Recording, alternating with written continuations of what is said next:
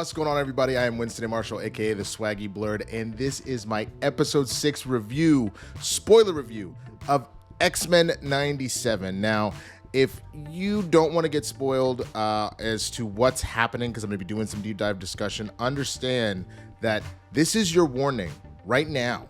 So, all that being said, please be sure before we get started, hit that subscribe button.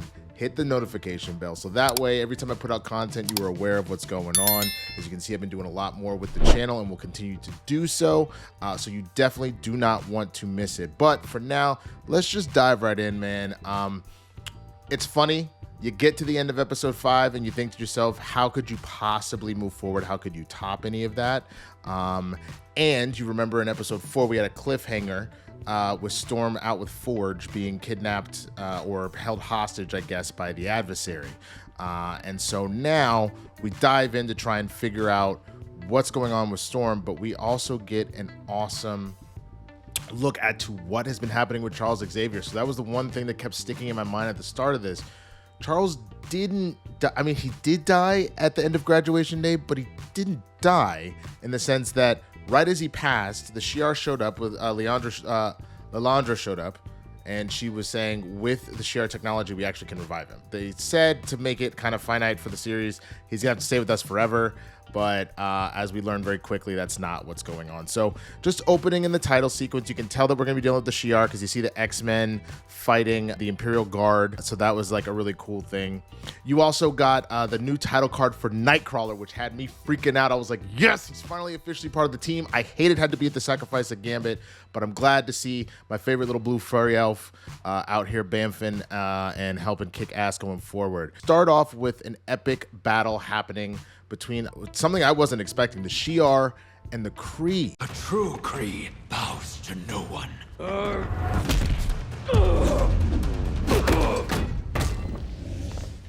Thank you, Gladiator.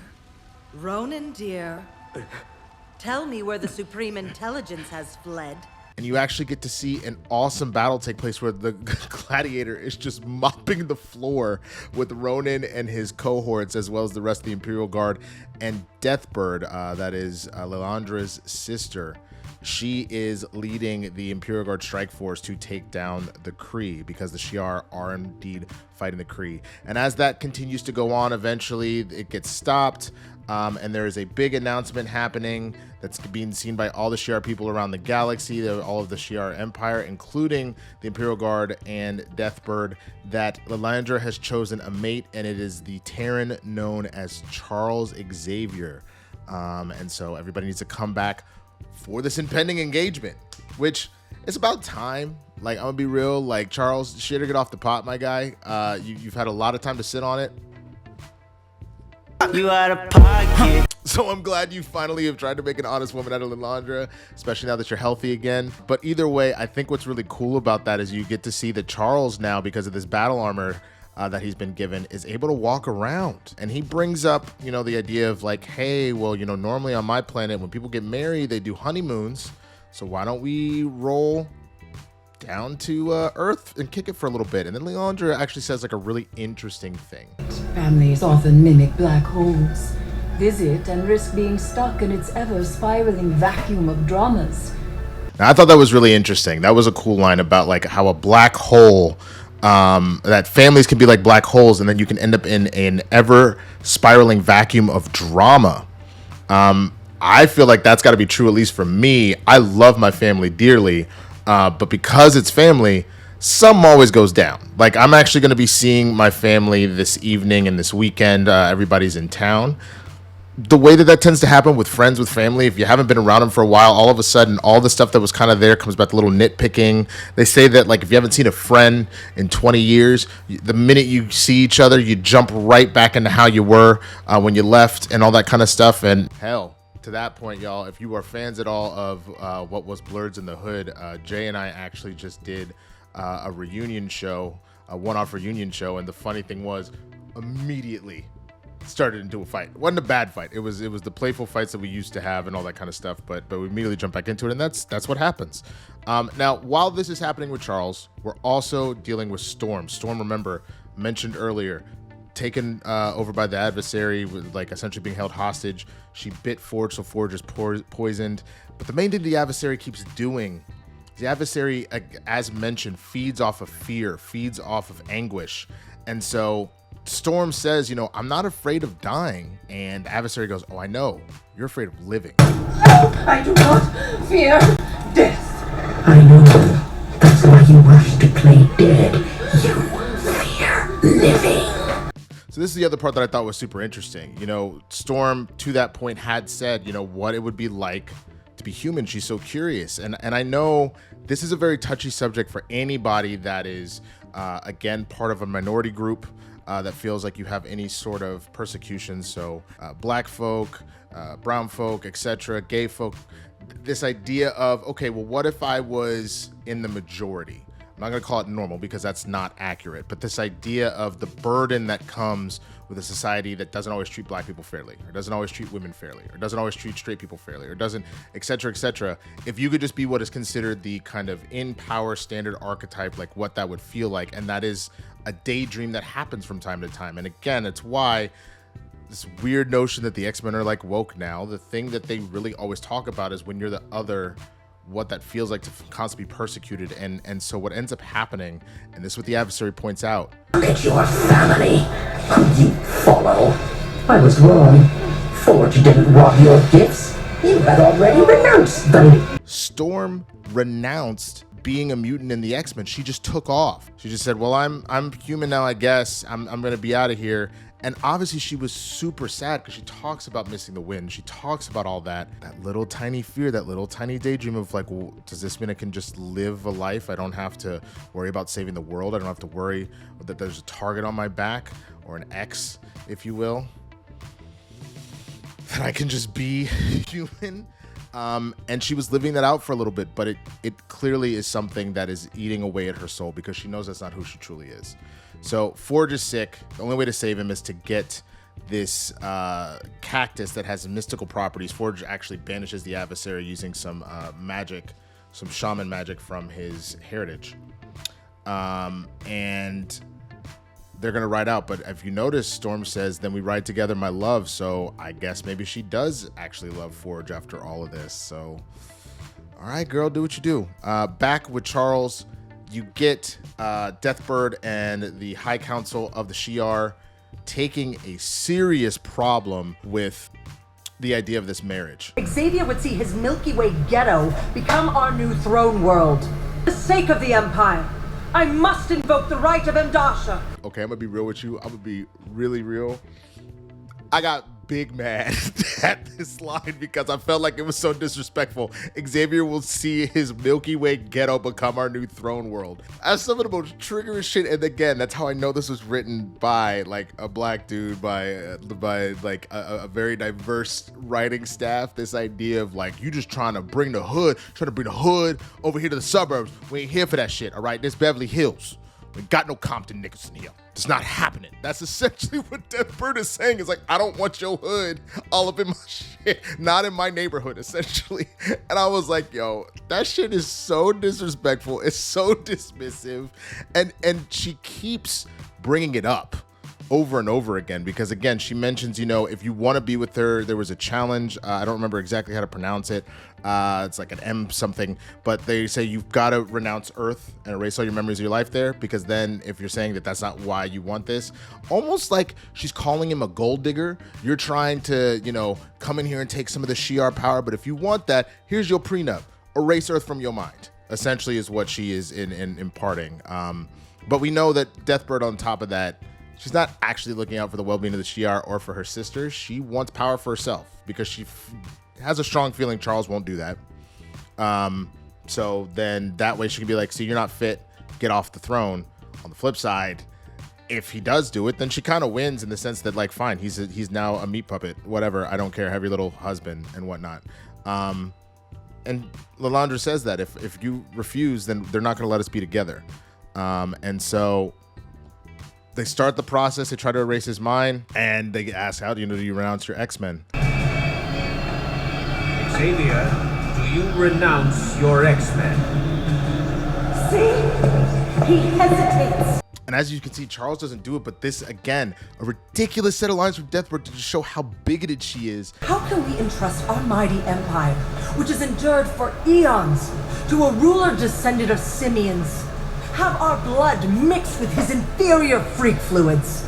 You would have our blood mixed with his inferior freak fluids. Now, again, this is a part where, just as a black man, and for those that know me, my girlfriend Kristen, who I've been with for a while, just the idea of us being an interracial couple and the idea of us potentially having, you know, mixed kids, that is a sentiment that gets shared, unfortunately, too much.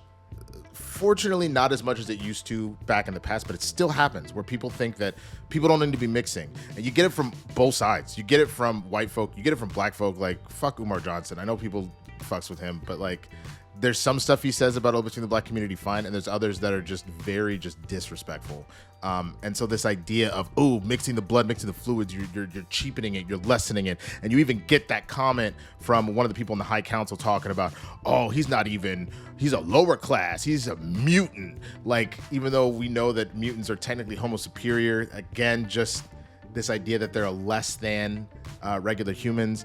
And that's when Charles, you know, as Deathbird launches a coup and all that, Charles realizes, I'm forgetting my best weapon. I'm a damn teacher. Class in session, bitch. I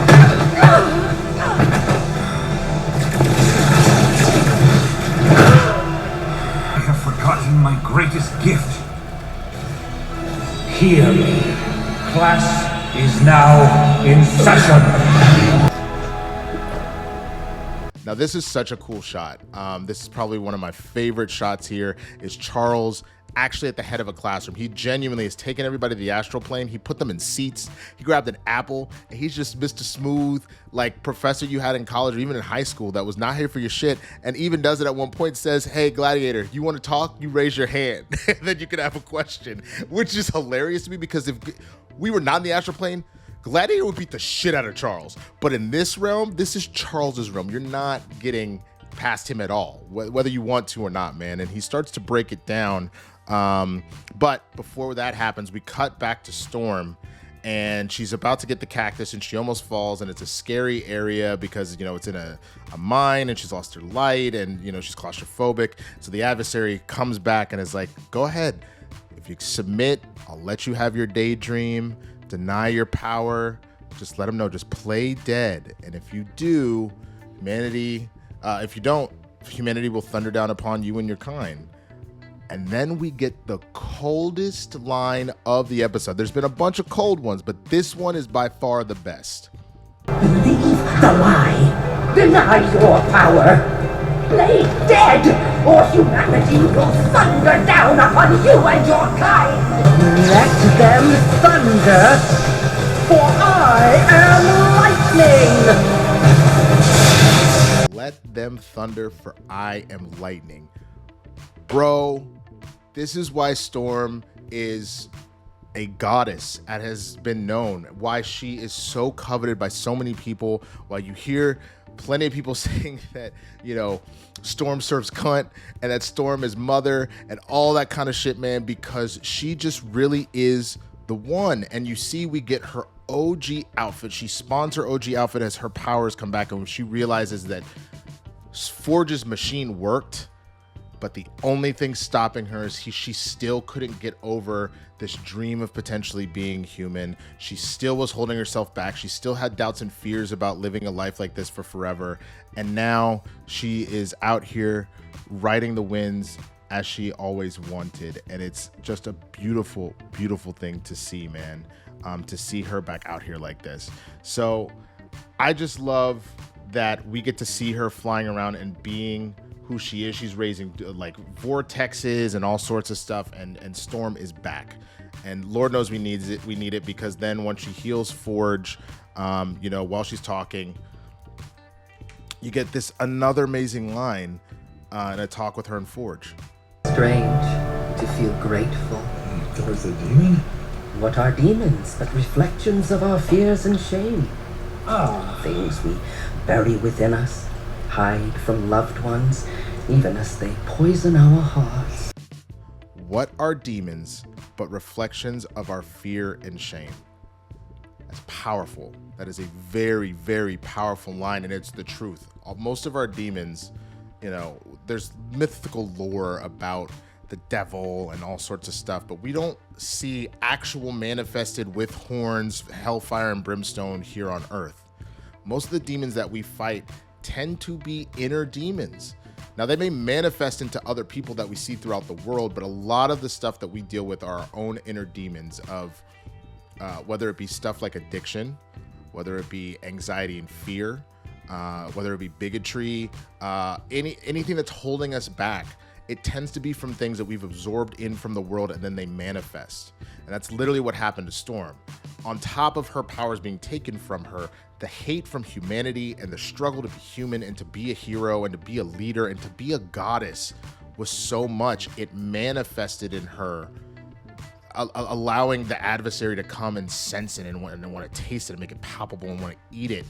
And it continued to drain her of her power, even when the thing that stopped her in the first place was taken away. And I think that for me, I know that I resonate really strongly with that, because I had a particular moment in my career that didn't go the way that I wanted, and I got very in my head, and I started to feel like I've lost what made me special. And it took working through those inner demons and therapy and being reminded for the people that love me, and then being able to prove it to myself again, that really got me back on track. And sometimes it's what we need. And I think that's exactly what this awesome element with Storm really did.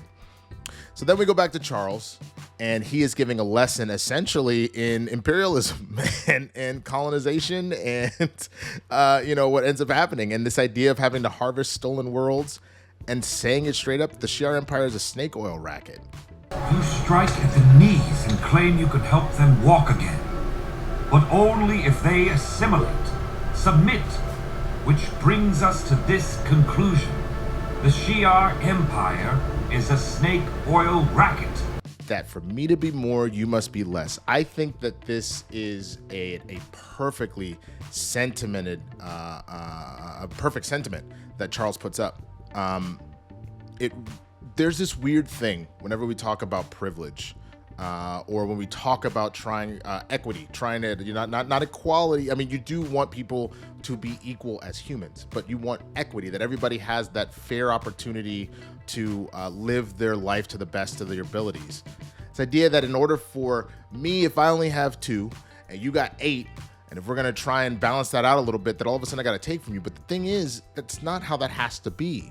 There might have to be a little bit of sacrifice, but it's not anything insane. And it's one of those things that if we work together, that we can do it. But as Charles says, coexistence is messy. So it takes work. It takes us working together. And as he's giving this beautiful lecture, all of a sudden Charles has a breakdown. Heavens, no! Gambit? No! We were dancing, drinking wine, making love! Oh, my children of the atom, destroyed! He sees the death of Gambit in like a vision, and he is distraught. They were dancing, they were drinking wine, making love.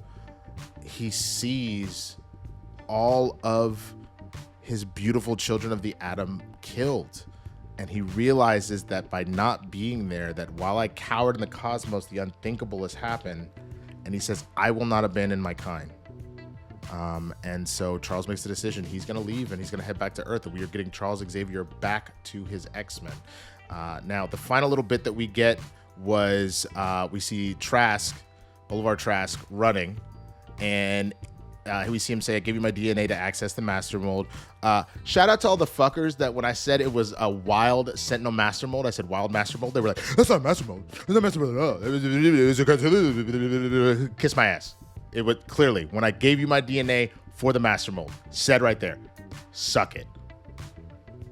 Either way, Trask is running, and then we hear a mysterious voice saying, why Genosha was merely the beginning of the prologue, it's now in the past. But if you want to make it through, as long as you place your faith in Sinister. And that was And that was the thing that I think was super interesting, was there was a lot of debate of where it was going. I kept saying Cassandra Nova because of the comics, but people made a solid point that like we haven't really led up to this. You had a lot of people also saying, I believe, Bastion, which I thought was a good option too, but I thought it was a little far-fetched because while there were tips there, and maybe Bastion still will be there, maybe Bastion's working with Sinister. We've known for a while both those title cards are something, and we keep seeing Morph is fighting off Sinister in all different places, so kind of tipping the hat to that. But also, if you knew any of the breakdowns before the show came out that Sinister was going to be the main villain, he always has a tendency to like he'll show up a little bit and then appear much later as like and that happened in season 2. You had his initial little kidnap of Jean and Scott, but then ultimately was the one behind the Savage Lands, and him and the Nasty Boys were actually orchestrating all of that. So it makes more sense for Sinister to be behind this, and they found a way to narratively make that work, and I'm curious where it goes from there. Does he have partners? We will see.